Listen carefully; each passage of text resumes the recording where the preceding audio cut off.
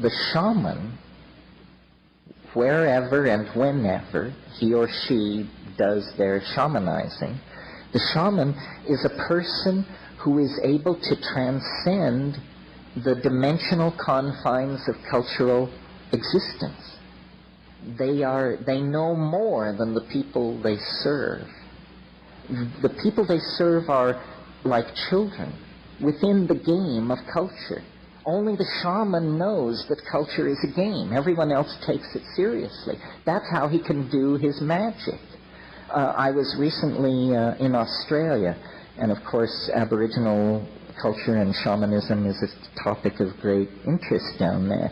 And I learned, maybe some of you already knew this, that the term for shaman among English-speaking Aboriginals, of whom there are many, some who have spoken it for several hundred years, or over 100 years anyway, the term for shaman is simply clever fella. And if someone says, I am a clever fella, they are making a professional claim of great weight. But I love that, because it says it all. You know, a clever fella. When I was in the Amazon in my exploring days, we would go up these rivers to these bare-assed folks and to spend time with them. And the people would want to, you know, touch the outboard motors and look at your camera equipment and the butterfly nets and gather around, open-faced, totally innocent. You could always tell the shaman, because first of all, he usually didn't come out to see who was there, even though no one ever came. Even though these people had visitors once every 6 months, the guy who wouldn't come out of his hut for the only event in 6 months was inevitably the shaman. And when you met him, he wasn't interested in your Velcro or your break-apart, glow-in-the-dark little trinkets or any of the rest of it. He was looking straight at you through the eyes outside of culture, saying, what kind of a person are you? Are you a fool or are you a clever fella? What is your measure? How much of the situation do you understand? How many levels are you simultaneously aware of at this moment? And, you know, looking into the eyes of that sort of person, you either grow or turn away. You have not much choice. So what's happening with the shaman, I think, is he's a hands-on mathematician, a hands-on non-Euclidean geometer. The shaman enters into the quote-unquote chaos of the psychedelic experience and sees that it is not chaos. It is hyperspace. And in it, the adumbrations of the trees of possibility can be followed. One can see who stole the eggs. One can see who cuckolded the chief's nephew.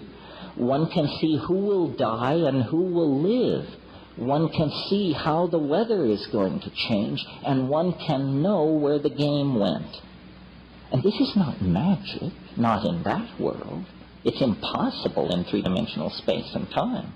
But in fourth-dimensional space and time, it not only is possible, it's inevitable and unavoidable. It's a different kind of way of being with the information. A Buddhist monk is sometimes called a shramana. S-R-A-M-A-N-A, shramana. This is closely allied to the word shaman. And a shaman is the holy man in a culture that is still hunting. It isn't settled, it isn't agrarian. There is a very strong and important difference between a shaman and a priest. A priest receives his ordination from his superiors. He receives something from a tradition which is handed down. A shaman doesn't. He receives his enlightenment by going off into the forest by himself, to be completely alone. A shaman is a man, in other words, who has undergone solitariness. He's gone away into the forest to find out who he really is, because it's very difficult to find that out while you're with other people. And the reason is that other people are busy all the time telling you who you are, in many, many ways, by the laws they impose on you, by the behavior ruts they set on you, by the things they tell you, by the fact that they always call you by your name, and by the fact that when you live among people you have to be in a state of ceaseless chatter. But if you want to find out who you are before your father and mother conceived you, who you really are, you almost have to go off by yourself and go into the forest and stop talking, even stop thinking words, and be absolutely alone and listen to the great silences. And then, if you're lucky, you recover from the illusion that you're just little me, the so-and-so, and you attain the state of nirvana, which means the blown-out state, the relieved state, the sigh of relief. Nirvana may be translated into English as, phew, I've at last discovered that I don't have to survive. I can survive, of course, but I don't really have to. Because you discover, you see, that what you really are doesn't have to survive, because it's what there is. The real you is it, or that. Tat tvam asi, that art thou, as the Hindus say. So then, in the normal life of India, which is not a hunting culture, but a settled culture, there are priests, but there is something beyond the priest. That is to say, when a man or woman has fulfilled his or her life in the world of society, it's the normal thing to do for a person to quit their status in society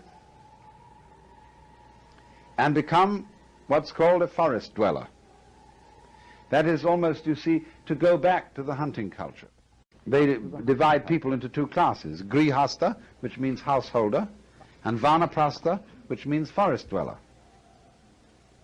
And the older people all hand over their occupations and positions to their children and enter the stage of vanaprastha, or become a shramana, and go outside the stockade. I'm speaking metaphorically. They sometimes do actually, they sometimes don't. And become a nobody. They give up their name. That is to say, the label which designates who they are in terms of caste or class. They become unclassified people. That's why, strictly speaking, you see, Hinduism and Buddhism are not religions. You can classify the religions. You can say, what's your denomination? Baptist, Methodist, Catholic, Presbyterian, Episcopalian, Quaker, etc., etc., etc., you see. But strictly speaking, a vanaprastha, a shramana, has no label. He is an unlabeled bottle. So in the time when the Buddha lived, about 600 BC, the Hindu system had become somewhat decadent. It isn't altogether clear what had happened to it, but it is certain that it did seem in some way to be in need of reform. And so there were many reasons for this. And the Buddha, as a young man, being basically troubled by the great problems that we're all troubled with, the problem of suffering and the problem of what all this universe is about, he endeavored to follow the methods that were then being used by people who were shramanas or vanaprasthas, forest dwellers. And at that time, it's very apparent that the main method that these people were using was an ascetic discipline. Starvation, very arduous meditation practices, probably self-flagellation and things of that kind. And it's said that for 7 years he practiced these austerities. But he found out that they didn't lead to liberation. And all the people who were practicing them knew they didn't either. But they felt that that was only because they weren't doing it hard enough. And so he propounded instead the middle way. The way that led to liberation from the rat race that I've drawn here, neither through austerities nor through pleasure-seeking. See, these are the two ways, the two paths. The people who say the whole point of life is to enjoy it, to get the most out of it, you see.